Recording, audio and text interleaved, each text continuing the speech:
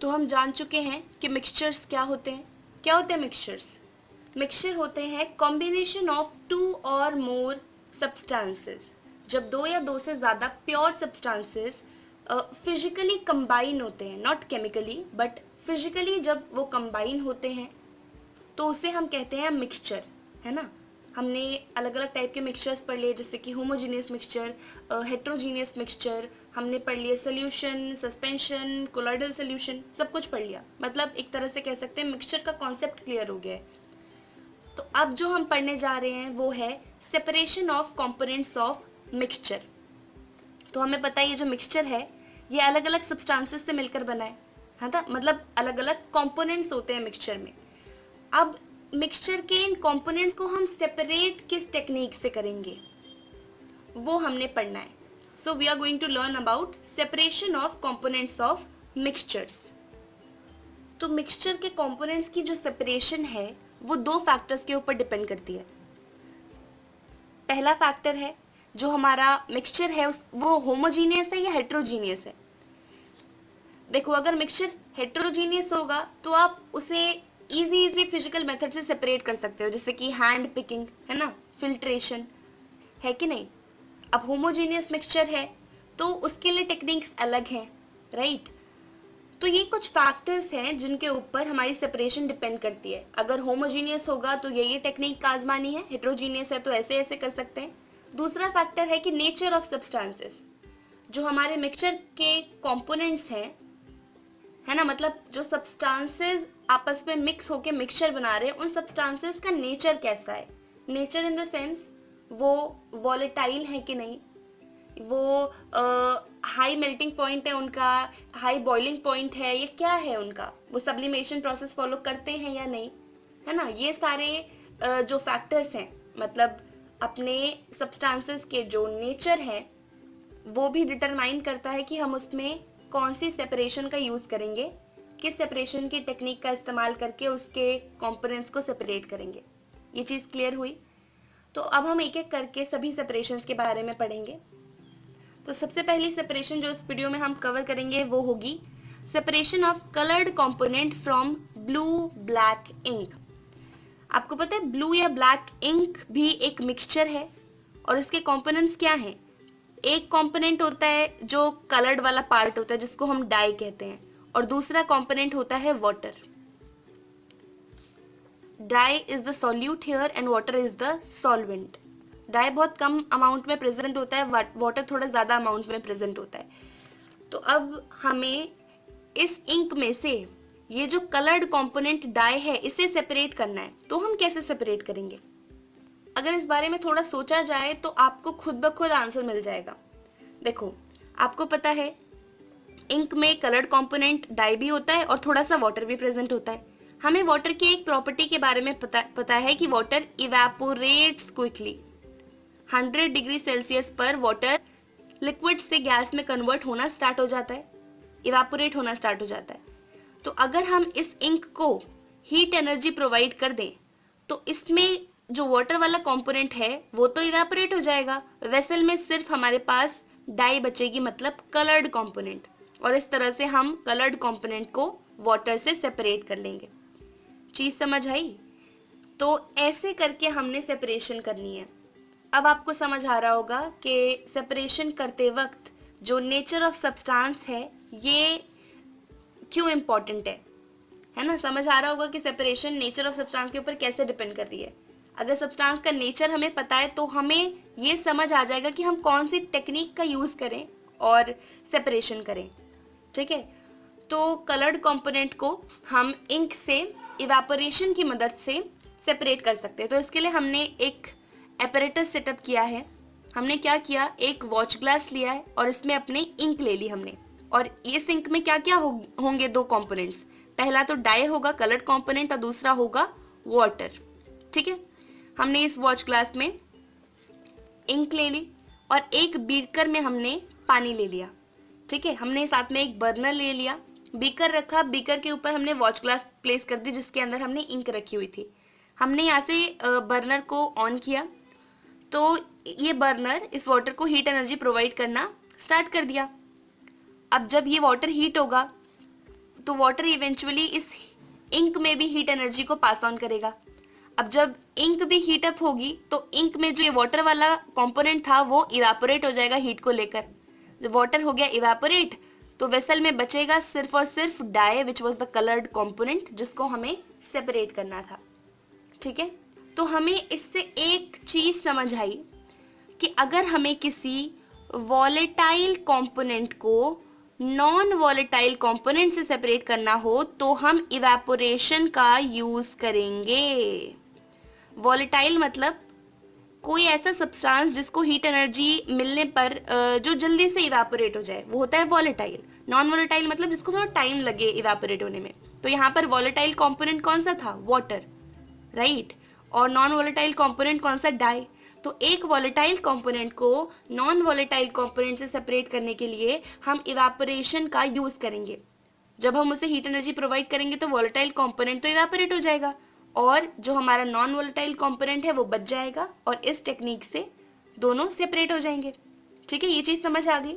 अच्छा, तो हमारी एक सेपरेशन हो गई फिनिश। अब हम बात करते हैं अपने सेकेंड सेपरेशन की, cream from milk. Now we are going to learn the separation of cream from milk. Milk में से हम क्रीम को कैसे सेपरेट करें, इस चीज को समझने के लिए पहले मिल्क के कंपोनेंट्स तो जान लो कि मिल्क में क्या क्या होता है। तो मिल्क के जो कंपोनेंट्स हैं वो है वाटरी लिक्विड। मिल्क में पहला कंपोनेंट होता है वाटरी लिक्विड, पानी पानी सा लिक्विड होता है एक, और दूसरा कंपोनेंट होता है छोटी छोटी क्रीम की droplets, tiny droplets of cream. ठीक है, तो मिल्क ऐसा दिखता है हमें, और यहाँ पर मान लो ये वाटरी लिक्विड वाला कंपोनेंट है, ये रेड कलर वाला, और ये जो मैंने ग्रीन से बनाया है ये है टाइनी ड्रॉपलेट्स ऑफ क्रीम। ठीक है, तो कुछ ऐसा होता है हमारा मिल्क। अब चूंकि वो होमोजीनियस होता है, हमें लाइन ऑफ सेपरेशन बिल्कुल भी विजिबल नहीं होती, composition through out the mixture same होती है, इस वजह से हमें पता नहीं चलता कि उसमें वाटरी लिक्विड और टाइनी टाइनी ड्रॉपलेट्स हैं क्रीम की, बट एक्चुअल में मिल्क के ये दोनों कंपोनेंट्स होते हैं। अब सवाल है कि मिल्क में से हमें अगर इस क्रीम को सेपरेट करना है तो हम कैसे करें। अब आप सोचोगे कि इसमें वाटरी लिक्विड है और टाइनी ड्रॉपलेट्स है क्रीम की, तो क्यों ना हम इसे इवेपोरेट कर दें, मतलब इसे हीट एनर्जी प्रोवाइड कर दें तो ये वाटरी लिक्विड इवेपोरेट हो जाएगा और क्रीम क्रीम बच जाएगी। लेकिन ऐसा नहीं होता। क्यों? क्योंकि जो वाटरी लिक्विड है वो वाटर जैसा दिखता है बट एक्चुअली में वो वाटर नहीं है। ठीक है, तो क्रीम को मिल्क से सेपरेट करने के लिए एक अलग प्रोसेस है पूरा, जिसका नाम है सेंट्रीफ्यूगेशन। सेंट्रीफ्यूगेशन, ये पता है रोजमर्रा में हमारे घर में भी इस्तेमाल होता है ये प्रोसेस। आपने देखा होगा अपनी मम्मियों को, मतलब अगर आपके घर में वो पर्टिकुलर इंस्ट्रूमेंट है तो देखो वो ऐसा सा दिखता है कुछ, और लकड़ी का होता है, ठीक है, और ऐसा होता है कुछ ऐसा। फिर इस वाले पार्ट को मिल्क में डालकर ऐसे घुमाया जाता है तो क्रीम और मिल्क हो जाते हैं सेपरेट। अब इसके पीछे फंडा क्या है, देखो जब हम इस सेंट्रीफ्यूज को मिल्क में डालकर घुमाते हैं जोर से तो ये जो पार्टिकल्स हैं ये डिस्टर्ब हो जाते हैं। ठीक है, तो इसमें छोटी छोटी ड्रॉपलेट्स भी प्रेजेंट थी क्रीम की और इसमें वाटरी लिक्विड भी प्रेजेंट था मिल्क में। तो जब हम इसे जोर से घुमाते हैं तो ये जो छोटे छोटे ड्रॉपलेट्स है क्रीम की ये ऊपर आ जाती हैं because of their light weight, हल्की होती हैं ये, तो ये ऊपर आ जाती हैं और जो भारी वाला वाटरी लिक्विड है वो नीचे चले जाता है यहाँ पर। तो ऊपर ऊपर आ जाती है क्रीम, लिक्विड बचता है नीचे। इस तरह से हम क्रीम से लिक्विड को सेपरेट कर लेंगे। तो इससे हमें एक चीज़ समझ आई कि अगर कोई मिक्सचर है और उसमें जो एक कंपोनेंट है वो थोड़ा डेंस है और जो दूसरा कंपोनेंट है थोड़ा लाइट इन वेट है, तो इसे आप सेंट्रीफ्यूगेशन की मदद से इन दोनों कंपोनेंट्स को अलग कर सकते हो। तो जितनी बड़ी बड़ी इंडस्ट्रीज होती है ना, उनमें भी इतने बड़े बड़े टैंक्स होते हैं, बहुत बड़े बड़े टैंक्स, और इसमें पूरे में मिल्क भरा होता है और एक सेंट्रीफ्यूज मशीन में मतलब ऐसे ये घूमता है ये चीज़ और वो पूरा मिल्क भी घूमता है। ठीक है, जब वो मिल्क घूमता है अंदर तो जो छोटे छोटे ड्रॉपलेट्स हैं क्रीम के वो ऊपर आ जाते हैं और जो हैवी पार्टिकल्स हैं वो सब नीचे चले जाते हैं। तो वाटरी लिक्विड नीचे रह जाता है और अपना क्रीम ऊपर आ जाता है। इस तरह से हम क्रीम को वाटरी लिक्विड से सेपरेट कर सकते हैं। किस प्रोसेस की मदद से? सेंट्रीफ्यूगेशन की मदद से। ये काफ़ी इंपॉर्टेंट है, 1 मार्क्स में एग्जाम में पूछा जाता है, ठीक है। तो अब हम करेंगे अपनी थर्ड और लास्ट सेपरेशन इस वीडियो की। थर्ड सेपरेशन है separation of to immiscible liquids. Immiscible liquid का मतलब ऐसे दो लिक्विड्स जो आपस में डिसॉल्व नहीं होते, आपस में घुलते मिलते नहीं है। For example oil and water, घुलते मिलते नहीं है ना आपस में, ऑयल अलग पड़े रहता है, वाटर अलग पड़े रहता है। तो ऐसे लिक्विड्स को कहते हैं हम इमिसिबल लिक्विड्स। तो दो इमिसिबल लिक्विड्स को कैसे सेपरेट करोगे? इन्हें सेपरेट करने का एक बहुत आसान फंडा है। इनको सेपरेट करेंगे हम सेपरेटिंग फनल से। देखो, जो ये दो इमिसिबल लिक्विड्स है ना, इनकी प्रॉपर्टी क्या है? इनकी एक खास बात है कि इनकी डेंसिटीज में फर्क है। दो इमिसिबल लिक्विड्स की डेंसिटीज में डिफरेंस होता है। फॉर एग्जाम्पल ऑयल और वाटर हैं, अगर वो दो इमिसिबल लिक्विड जिन्हें हमें सेपरेट करना है, तो oil is less denser. Oil की डेंसिटी कम होती है, वाटर की डेंसिटी ज्यादा होती है। तो जिस चीज की डेंसिटी कम होती है वो ऊपर ऊपर तैरता है, और जिसकी डेंसिटी ज्यादा होती है वो नीचे नीचे तैरता है, राइट। तो अगर वाटर और ऑयल का मिक्सचर है तो ऑयल हमेशा कंटेनर में ऊपर तैरेगा और वाटर नीचे। तो इस प्रॉपर्टी का यूज करके हम इन दोनों इमिसिबल लिक्विड्स को सेपरेट कर सकते हैं। देखो कैसे, हमने लिया एक सेपरेटिंग फनल, इसमें डाल दिया हमने mixture. Mixture of what? Mixture of oil and water. तो जो लाइट वाला पोर्शन होगा, लाइटर लिक्विड, वो ऊपर ऊपर तैरेगा, ठीक है, और जो हेवियर लिक्विड होगा वो नीचे नीचे तैरेगा। तो हम क्या करेंगे, ये हमने एक स्टॉप कॉक लगाई है, इस स्टॉप कॉक को हम खोलेंगे।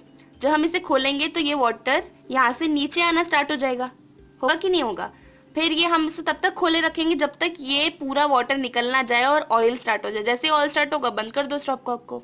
हो गया हमारा लाइटर कंपोनेंट और हेवियर कंपोनेंट, मतलब ऑयल और water separate. It was very simple.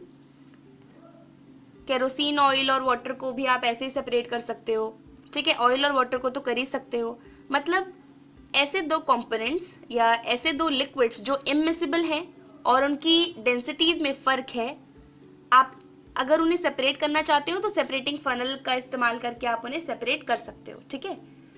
तो हमने 3 सेपरेशन देखनी थी इस वीडियो में, तीनों की तीनों हो गई हैं कवर। अब आगे आने वाले वीडियोस में हम और भी सेपरेशंस को कवर करेंगे। तो अगर आपको इन तीनों सेपरेशंस में से कोई भी सेपरेशन समझ नहीं आई या कोई भी डाउट है, मन में क्वेश्चन है, उसे बेझिझक कमेंट सेक्शन में पूछें। और आपसे मिलते हैं हम आगे आने वाले वीडियोस में। इस वीडियो को इतना ही रखते हैं, तब तक के लिए bye bye, take care, have a great day.